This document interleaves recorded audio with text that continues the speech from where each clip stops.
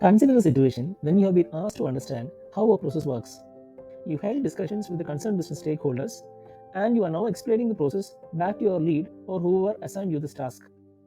Now, your lead is asking you some questions about this process and you are unable to answer because you had not covered those when you analyzed the process. Sounds familiar?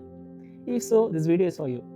Detailing is a very important skill that a business analyst should possess while doing requirements elicitation and analysis.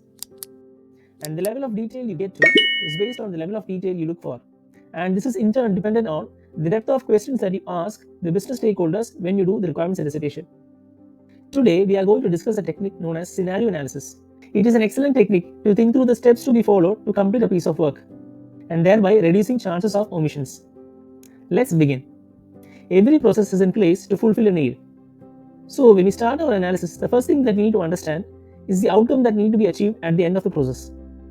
Once we know this, let us see how we can use the technique of scenario analysis to systematically understand more details about the process. 1. Business event.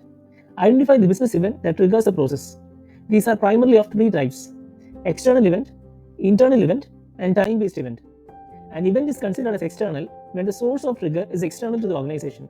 For example, a customer raising a complaint about an organization's product. And it is considered as an internal event when the source of trigger is internal or within the organization. For example, if it is an action that is initiated by an employee of an organization that triggers a process, then it can be considered as an internal event. Time-based events are those that are triggered at a given point in time.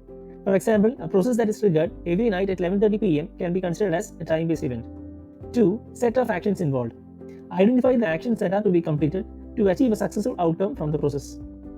In addition to the actions performed, this should also include three items: the actors who will be performing these actions, the preconditions that should be met for these actions to be performed, and the post-conditions that should be met to consider the process as complete. 3. Control conditions. This refers to the condition that needs to be met in order to move from one step to another of a process. Once we complete the above 3 points, we will have an in-depth understanding about the requirements of the process. However, are we done? What if the control conditions are not met? This takes us to the 4th point: alternate paths or exception situations. This is very useful as it helps to uncover scenarios that may usually not be thought about, or helps in uncovering additional information that may otherwise have been missed, and thereby giving us more clarity on the process.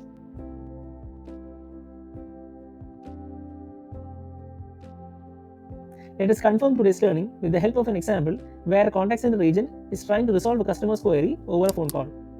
The steps involved in successful completion of the process can be the following. 1. Agent asks few security questions to the customer to confirm their identity.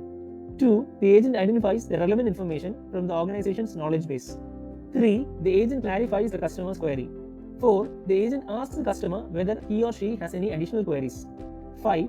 The agent thanks the customer and closes the call if there are no additional queries. 6. The agent creates a case in the organization's internal system and closes it after entering the relevant information about the customer and the call details.